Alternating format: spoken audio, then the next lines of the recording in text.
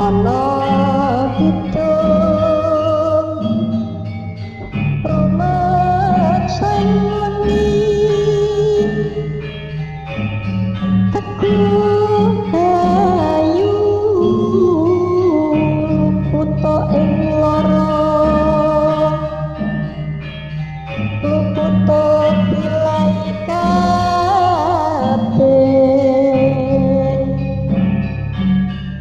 jin setan tatan purun paneluhan. Halo Sobat Pasar Horor PHC yang aku sayangi. Aku Sur, Rio, Ucup, Manan. Mas, karcis, kata seorang kondektur bus. Taman Nasional Pak, kataku sambil menyodorkan uang padanya. Begitu juga teman-temanku, satu persatu melakukan hal yang sama. Aku masih merasa lelah walau sudah tidur berjam-jam saat di kereta tadi. Maklum, kereta Jogja ke Banyuwangi membutuhkan waktu yang panjang, sekitar 11 jam jika dengan kereta Sri Tanjung. Berapa jam sampai ke sana, Pak? Tanya Rio pada kondektur. Sekitar 3,5 jam, Mas, jawab bapak itu sambil menyodorkan uang kembalian pada Rio. Tampak Manan dan Ucup sudah memejamkan mata setelah membeli karcis tadi. Kami sengaja memilih tempat duduk di bagian depan agar tidak mabuk kendaraan, sementara bawaan kami di bagasi bus. Kendaraan besar ini nampak tidak terlalu dipenuhi penumpang. Mungkin karena bukan hari Sabtu kali ya, pikirku. Setelah sejam perjalanan, ada satu penumpang mulai turun dari bus ini, begitu seterusnya sampai ke tujuan kami. Dalam perjalanan bus ini, aku nikmati keindahan alam di kanan kiri jalan. Makin lama makin banyak pepohonan yang berukuran besar, sehingga seringkali teriknya matahari tidak mampu menerangi jalan aspal itu. 4 jam kurang, kondektur bus memberi kode kalau yang ke Taman Nasional sudah hampir nyampe. Aku dan teman-teman mulai siap-siap berdiri. Beberapa detik kemudian, bus menepi dan berhenti. Awak bus dengan cekatan turun dan mengeluarkan semua barang bawaan kami. Lalu kendaraan itu berangkat lagi, entah kemana tujuan akhirnya. Kupandangi sekeliling dengan cermat dan terlihat ada pos penjaga. Kami berempat lalu menuju pos itu untuk izin kemah. Agak sulit perizinannya. KTP dicatat, harus menunjukkan surat anggota Persatuan Pecinta Alam Indonesia, dan beberapa poin aturan yang wajib ditaati. 20 menit kemudian baru selesai Rio mengurusnya. Kami berempat lalu berjalan menyusuri jalan setapak setelah sebelumnya mempelajari peta dengan dibantu kompas. Kulihat arlojiku menunjuk pada jam 5 kurang 20 menit sore atau pukul 16 lebih 40 menit. Tujuan kami adalah salah satu goa angker di sini yang jelas bukan goa istana. Kita menuju arah Gunung Linggamanis terlebih dahulu. Akan tetapi, kita harus berjalan agak memutar agar terhindar dari hewan buas. Mending kita mendirikan tenda di area ini aja, mumpung ada aliran sungai kecil, tambah Rio. Kami berempat mulai merakit tenda hingga selesai sekitar jam 6 petang. Setelah selesai mandi, Ucup membuat api dengan ranting yang kering, aku memasang tali di antara 2 pohon, Manan membuat kopi, dan Rio sedang menyiapkan roti, keju, dan mentega. Setengah jam kemudian, kami bersama-sama menyantap roti tersebut dengan lahap. Aura di sini beda ya dengan di alas roban, ujar Manan.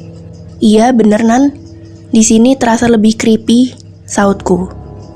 Sementara Ucup dan Rio mempelajari peta, aku dan Manan ngecas semua HP dengan power bank. Sekitar jam 9, angin masih terasa hangat, Manan rupanya ingin berkeliling di seputar area di sini. Jangan jauh-jauh Nan, maksimal radius 30 meter, kata Ucup sambil rebahan di pinggir tenda. Area tempat tenda ini didominasi pohon bambu. Batangnya sangat banyak dan rapat, sehingga memberi kesan sangat menyeramkan. Apalagi ketika tertiup angin, bunyi antar batang yang bersentuhan dan bunyi daunnya akan memberi nuansa yang cukup magis. Tiba-tiba Manan mendekati tenda dengan tergopoh-gopoh, sepertinya dia sedang ketakutan. Ada apa Nan? Tanya Rio.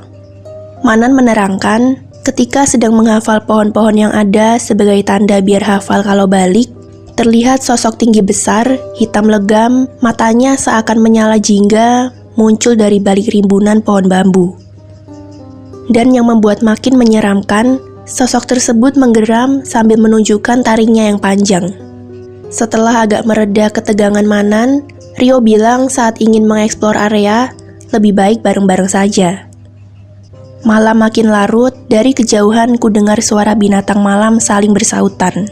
Embusan angin pun mulai terasa dingin. Aku dan Manan tampak sudah mengantuk, bahkan Ucup dan Rio nampak sudah tertidur pulas. Akhirnya aku tidak ingat apa-apa lagi. Pagi sekitar jam 6 lebih, kami berempat mulai berkemas semuanya termasuk tenda. Kita harus bergegas sampai Gunung Linggamanis sebelum jam 3 sore, biar kita aman dari hewan liar seperti ular, macan, babi hutan, dan anjing hutan. Kami pun bergerak menuju gunung, di mana satu goa yang menjadi target tujuan kami berempat. Sekitar jam 12, Ucup bilang kalau istirahat, namun Rio menolaknya dan bilang agar tetap bergerak walau ingin minum atau makan roti. Sekitar jam setengah 3, kita mulai mendaki bukit. Semakin lama semakin naik jalannya, dan benar, ini sudah area Gunung Linggamanis. 500 meter lagi kita dirikan tenda dan istirahat, kata Rio. Jam 5 kurang, semua sudah siap termasuk api untuk merebus air, aku dan yang lainnya tiduran. Terdengar suara gemericik, rupanya ada mata air di dekat sini. Aku membuat kopi hitam 4 gelas, sedangkan Ucup lagi masak mie instan. Guys, nanti setelah makan, kita mematangkan rencana ya, karena goa yang kita tuju sudah tidak jauh dari sini, kata Rio sambil masih memperhatikan peta. Aku nikmati kopi ini perlahan, sambil ngecas semua HP, sedangkan Manan menyiapkan senter, garam, daun kelor, bambu kuning, dan dupa. Tepat jam 8, Rio mulai ngebrief sampai selesai. Paham ya kawan-kawan? Tanya Rio. Paham, jawab aku, Ucup, dan Manan hampir bersamaan. Seperti kebiasaan kami bila berjalan, selalu berurutan. Paling depan Rio, lalu Ucup, lalu aku, dan terakhir Manan. Dan kita berempat mulai berjalan dengan hati-hati, karena harus menerjang rumput yang agak tinggi, termasuk belukar yang menghalangi. Beberapa saat kemudian, Rio memberi kode untuk berhenti dan berjongkok. Goanya masih agak jauh, tapi di depan itu ada sesuatu yang gerak, jadi kita berhenti dulu, bisik Rio. Senter Rio terus menyorot pada satu titik, sedangkan senter Ucup mengarah ke kiri dan kanan. Dan benar, semenit kemudian ada sosok hitam legam berdiri diam menghadap ke arah kami. Itu seperti yang kulihat tadi, ujar Manan. Rio yang sambil memegang tongkat bambu kuning itu masih diam menunggu. Aku tadinya mengira bahwa sosok itu mau menyerang, ternyata tidak. Sosok itu menghilang di kegelapan. Setelah kepergian sosok itu, tidak membuat Rio memberi kode berdiri. Itu tidak salah. Sekitar 2 menit, ada sosok berambut panjang menutupi mukanya menghadang langkah kami. Ucup pun langsung memotret makhluk tersebut beberapa kali, sama halnya pada makhluk yang sebelumnya. Ini kami tunggu agak lama, sekitar 10 menit sosok itu masih diam menghadang. Tiba-tiba Rio meloncat ke arah makhluk itu sambil memukulkan tongkat yang dia bawa tadi. Seketika itu juga sosok itu lenyap. Rio lalu memberi kode agar semua bergerak berjalan. Ketika goa yang dituju sudah kelihatan, aku bergidik merinding sekujur tubuhku. Baru kali ini aku melihat yang namanya genderuwo atau makhluk hitam tinggi besar itu ada banyak. Kepalaku terasa pusing. Setelah kuhitung, ada 8 genderuwo atau bagi orang Surabaya menyebutnya dalbo. Aku dan kawan-kawan bersembunyi di semak belukar sambil mengendap-endap ke arah goa yang dijaga oleh gerombolan makhluk hitam menyeramkan tersebut. Begitu kira-kira berjarak 25 meter, Rio memberi kode untuk berhenti dan tetap dalam posisi berjongkok. Rio mengambil sekantong garam dari tasnya, lalu memberikan pada aku, Ucup, dan Manan agar nanti secara bersamaan menyeratkan garam itu pada genderuwo. Dengan satu isyarat, kami berempat serentak loncat ke depan dengan berteriak keras sambil menebarkan garam ke arah genderuwo-genderuwo tersebut. Terdengar suara seperti ledakan manakala garam menyentuh tubuh makhluk itu. Tentunya garam yang sudah diolah dengan bahan tertentu. Rio pun segera memukul para genderuwo itu dengan tongkat bambu kuning, hingga dalam sekejap sosok itu pada tersungkur ke tanah, berguling-guling lalu lenyap. Dengan sigap, kembali Rio menyuruh semua untuk kembali mengendap ke mulut gua tersebut. Kami berempat sudah bersiap dengan garam di tangan. Mendadak terdengar suara erangan genderuwo kecil dari dalam goa. Rio berbisik, di dalam ada 3 anakan dan 1 yang besar. Kita siap-siap serang mereka. Dengan secepat kilat, keluarga genderuwo itu kami serang habis-habisan. Hanya butuh 1 menit untuk melenyapkan mereka. Rio memastikan sekitar goa benar-benar tidak ada lagi genderuwo yang tersisa. Kemudian aku, Manan, dan Ucup disuruh untuk berjaga-jaga di mulut goa, sementara Rio mencari 1 benda keramat di seputar goa. Sekitar 15 menit kemudian, aku lihat ada sinar putih di dalam goa. Disusul muncullah Rio dari dalam sambil membawa sebilah keris sepanjang 20 cm. Dia juga membawa sarung keris atau warangkanya yang terbuat dari emas berkilau ketika terkena cahaya senter. Setelah dibungkus dengan kain yang telah disiapkan sebelumnya, kami pun kembali ke tenda untuk istirahat.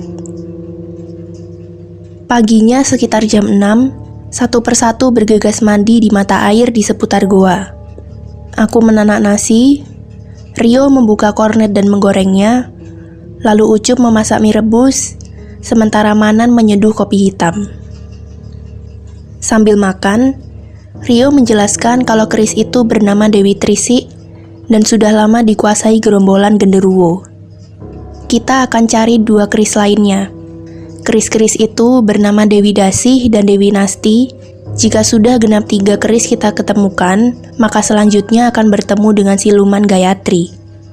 Mendengar akan hal itu, aku hanya terbengong saja.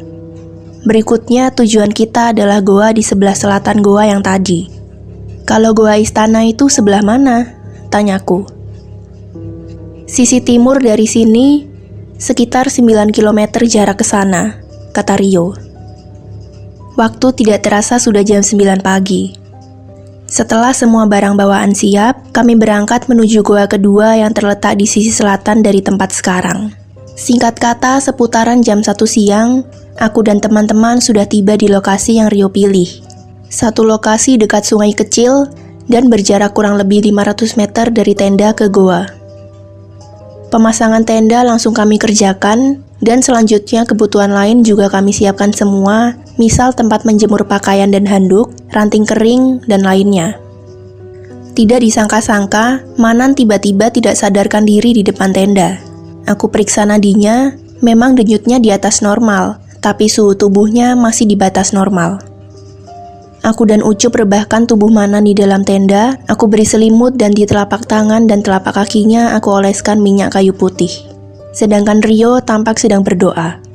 Jam 3 kurang, Manan sudah mulai siuman. Alhamdulillah, ucapku.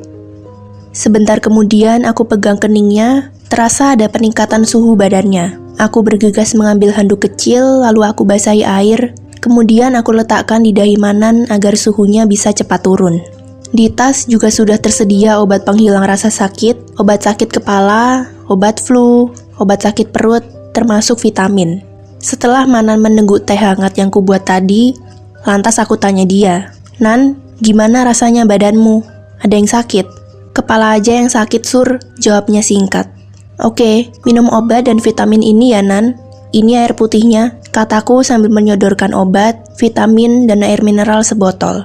Beberapa menit kemudian, Manan bilang kalau tadi bermimpi yang kurang baik.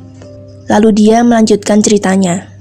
Entah kenapa, yang jelas Manan sudah di atas satu pohon yang lebat dan tinggi, sementara di bawah ada beberapa harimau sedang mengitari pohon tersebut. Dia tidak melihat di mana keberadaan Rio, Ucup, dan Sur. Tiba-tiba dari jauh, tampak sekumpulan gajah berjalan membelah hutan menuju ke arah dia. Samar-samar tampak gajah itu ditunggangi oleh seorang perempuan berpakaian seperti pakaian zaman kerajaan dulu. Lama-kelamaan semakin jelas bagaimana raut wajah perempuan itu. Bersanggul, berkebaya putih, berjarik batik hijau, dan memakai mahkota dari emas. Gajah-gajah lainnya mulai tampak ditunggangi lelaki dengan pakaian seperti seorang pati. Ada beberapa pati, totalnya ada 12 gajah. 1 gajah untuk sang perempuan, 10 gajah ditunggangi para pati, serta 1 gajah seperti membawa tawanan yang diikat. Dan benar, ketika semakin dekat, terlihat Rio, Sur, dan Ucup dalam posisi terikat di atas gajah itu. Perempuan itu berkata dengan lantang kepada salah satu patihnya, "Dapat ditemukan atau tidak, malam ini mereka bertiga harus dibunuh." Lalu rombongan gajah tersebut berlalu menuju ke arah barat. Manan yang mendengar akan hal itu menjadi sangat takut sekali. Tanpa disadari dia terjatuh ke bawah. Sampai di situ mimpiku tadi, begitu cerita Manan. Tak lama Manan pun tertidur pulas, mungkin reaksi obat. Yang jelas, semoga dia lekas sembuh, gumamku dalam hati. Sore ini cuaca tampak cerah, di HP terlihat jam 5 lebih. Aku beranjak mandi di sungai, sedangkan Ucup dan Rio masih sibuk menyiapkan kopi hitam dan singkong bakar. Habis mandi, aku langsung menikmati singkong bakar yang masih panas ini. Terasa gurih, mungkin karena tumbuh di tanah yang alami, sehingga rasanya enak banget. Rio giliran berangkat mandi, sedangkan Manan masih terlelap di dalam tenda. Kalau nanti Manan belum memungkinkan untuk beraktivitas, mending ke goanya ditunda ya, pintaku pada Ucup. Bener Sur, kita akan ke goa setelah Manan benar-benar sudah kembali sehat, kata Ucup. Langit mulai tampak memerah jingga, tandanya waktu akan bergulir ke malam. Nan, Manan, makan singkong dan ngopi dulu Nan, kata Rio sambil menepuk lengan Manan. Manan perlahan duduk, lalu mendekat ke api tempat singkong dibakar tadi. Tampak jelas Manan masih belum sehat karena matanya merah dan wajahnya pucat. Sehabis makan singkong dan minum kopi sedikit, Manan kembali masuk ke dalam tenda, lalu dia rebahkan tubuhnya dengan perlahan. Sekitar jam 7:30 malam, Rio memanggilku dan Ucup untuk lebih merapat. Dengan berbisik, Rio bilang, "Sepertinya Manan itu bukan Manan teman kita, tapi itu makhluk yang menyerupai dia." Mendengar itu, aku menjadi kaget dan tersengal. "Tapi kalian jangan takut, kan kita punya tongkat bambu kuning dan keris Dewi Trisi. Justru yang terpenting, kita harus segera menemukan Manan sedang di mana," sambung Rio. Aku berpikir keras akan perkataan Rio tadi. Jangan-jangan justru Manan yang sedang diculik siluman penguasa hutan ini, pikirku. Sesaat kemudian Rio mengambil daun kelor lalu berdiri ke arah tenda. Tanpa menunggu waktu, Rio memukulkan tanaman itu ke wajah Manan, dan apa yang terjadi, aku dan Ucup menggigil ketakutan. Ternyata Rio benar, di dalam tenda itu tergeletak sosok pocong dengan kain kafan berwarna merah darah. Ketika pocong tersebut mau bangkit, Rio kembali memukul pocong itu dengan bambu kuning hingga lenyap seketika jasad tersebut, hanya meninggalkan sedikit asap putih yang akhirnya hilang tertiup angin malam. Aku masih tersengal saat Rio ingin ngajak berunding tentang pencarian Manan berada. Kemungkinan besar Manan ditawan oleh makhluk yang berada di goa yang akan menjadi target kita, kata Rio. Tapi apa motifnya? Kok Manan ditawan di goa tersebut? Tanya Ucup. Makhluk astral dengan manusia itu beda sob. Mereka hanya karena terusik kita di sini, jawab Rio sambil tersenyum. Kalau menurutku, kita malam ini juga ke goa itu, ujarku.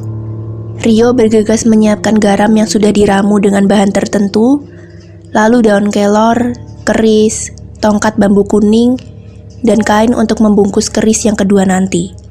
Ucup menyiapkan HP untuk merekam gambar, dan aku sendiri bersiap dengan senter sebagai cadangan jika diperlukan.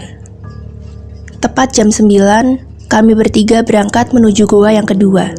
Selama perjalanan, banyak gangguan seperti senter Rio yang tiba-tiba ngadat, HP Ucup yang tiba-tiba mati sendiri, termasuk gangguan ular aneh, yakni ular dengan 2 kepala. Seperti pada saat di goa pertama, di goa ini Rio memberi kode agar berhenti sambil berjongkok. Tidak lama kemudian, muncul satu sosok siluman harimau.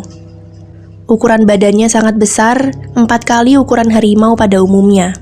Sesekali mengaum dengan seramnya dengan bulu berwarna loreng merah menambah sangar penampakan itu. Aku mengamati sekeliling, jangan-jangan harimaunya ada banyak. Ternyata hanya satu itu yang bisa aku lihat. Dalam situasi seperti ini, justru Rio dengan kodenya lalu merangsek menyerang harimau tersebut. Dengan bertubi-tubi bambu kuning itu dia pukulkan ke harimau besar itu. Dan tak pelak lagi, siluman itu pun menggeram kesakitan, lalu dalam sekejap lenyap tanpa bekas. Tidak sama dengan pada saat di gua yang pertama, di sini Rio tanpa aba-aba langsung saja masuk gua tersebut sendirian. Aku dan Ucup mau tidak mau mengikuti masuk dengan waspada. Beberapa detik kemudian, sekumpulan kelelawar berterbangan keluar dari gua. Kami berdua berjalan sambil jongkok menuju arah Rio yang duduk bersila di atas sebuah batu besar. Sebentar kemudian, muncullah penampakan makhluk mirip genderuwo, tapi sekujur tubuhnya berwarna merah. Iya, benar merah darah. Aku tidak bisa menghitungnya, yang jelas cukup banyak. Kali ini aku tanpa perintah dari Rio, aku melesat ke arah mereka sambil menebarkan ramuan garam tersebut, diikuti oleh Ucup. Sedangkan Rio dengan menghunus keris Dewi Trisik itu, siap menghajar makhluk apapun yang akan nampak. Di ujung gua tersebut, ada sesuatu yang bersinar mengeluarkan cahaya merah. Tanpa menyia-nyiakan waktu, Rio bergegas menghampiri benda itu dan mengambilnya. Ternyata sebuah keris. Inilah keris Dewi Dasih itu, ujar Rio sambil menunjukkan pada aku dan Ucup. Pamornya berwarna merah, pamor penuh amarah. Kilauan warangkanya juga sekilas memancarkan sinar merah jika di kegelapan. Manan kita cari kemana lagi ya? Kata Ucup. Sabar, kalian berjaga di mulut gua aja ya guys, tandas Rio sambil kembali duduk di atas batu besar itu. Dia duduk bersila, dengan kedua tangannya masing-masing memegang sebilah keris. Sudah 1 jam dia tidak bergeming, aku melirik jam di HP menunjukkan angka 11 kurang. Kulihat ke arah luar goa, ada sosok yang bergerak perlahan di kegelapan malam, dan sekilas tampak Manan dari kejauhan. Tiba-tiba dari dalam goa Rio berteriak, "Itu bukan Manan!" Aku dan Ucup pun merespon perkataan Rio dengan bersiap dengan segenggam garam. "Tetap di posisi, aku mau kejar sosok yang menyerupai Manan itu," kata Rio. Tampak dia melabrak sosok itu tanpa ampun. Dengan keris Dewi Dasih yang sudah terhunus itu, dia tusukkan pada bagian kepala. Satu lolongan yang panjang menyusul lenyapnya makhluk yang mirip dengan Manan itu. Aku yang masih di mulut goa ini mendengar suara nafas dari arah dalam goa. Ucup segera mengarahkan senternya ke arah sumber suara itu, dan ternyata ada Manan lagi tergeletak di atas batu besar. Kami bertiga segera menghampirinya, dan sesaat kemudian Rio bilang bahwa itu Manan yang sebenarnya. Kami bertiga segera mengangkat tubuh itu untuk kembali ke dalam tenda. Singkat kata, Manan kami rebahkan di dalam tenda, sementara kami bertiga melepas lelah sambil minum kopi. Besok paginya ketika aku terbangun dari tidur, kulihat Manan sudah duduk sambil memasak nasi. Rupanya dia sudah kembali normal kesehatannya, pikirku dalam hati. Aku bangkit berdiri dari dalam tenda, lalu berjalan ke arah sungai untuk mandi dan mencuci pakaian. Selepas kembali dari sungai, aku membuat 4 gelas kopi, sementara Rio dan Ucup mempelajari peta menuju goa ketiga. "Gimana kondisi badanmu, Nan?" tanyaku. "Sudah baik kok, Sur," jawab Manan dengan raut wajah yang sudah segar. Setelah kami berempat sarapan dan membongkar tenda, maka berangkatlah menuju ke lokasi ketiga, di mana diprediksi keris Dewi Nasti tersimpan di goa yang akan menjadi target kami. Siang jam 1 kurang, kami berempat sudah sampai di kawasan goa ketiga itu. Seperti biasa, kami bergegas loading barang bawaan dan mendirikan tenda bersama-sama. Kawasan ini terletak di baratnya goa kedua dan berjarak 3 km. Sedangkan jarak antara tenda dan goa hanya sekitar 100 meter. Setelah makan siang, Rio bilang bahwa kalau ke goa ini nggak harus malam. Nanti berangkat jam 3:30 sore dengan perlengkapan lengkap, termasuk 2 keris Dewi Trisik dan Dewi Dasih. Tepat jam yang aku set pada alarm HP-ku berbunyi, tandanya kami mulai berangkat menyusuri semak belukar. Tidak lama, akhirnya nyampe ke sasaran ketiga. Aku kaget. Goa macam mana ini? Memiliki dua lubang, tapi bukan lubang kiri dan kanan, melainkan goa bawah dan goa atas. Rio, kita masuk goa yang mana? Tanyaku. Kita masuk ke yang bawah dulu, ujar Rio. Sambil mengendap-endap, kami tetap maju menuju ke mulut goa yang bawah. Tidak ada makhluk apapun. Tiba-tiba Rio menghentikan langkahnya. Sambil berlutut dia bilang kalau ini harus bagi tugas. 2 masuk lubang yang bawah, 2 lagi yang atas dan harus dalam waktu yang bersamaan.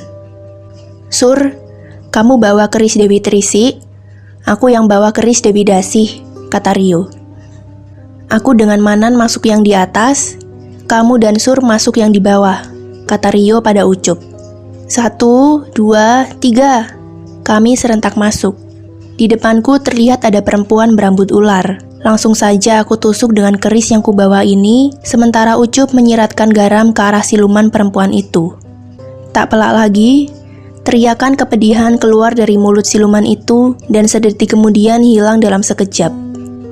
Aku dan Ucup terus masuk ke dalam dengan perlahan. Ucup menghidupkan senternya ke arah dalam goa karena gelap dan pengap.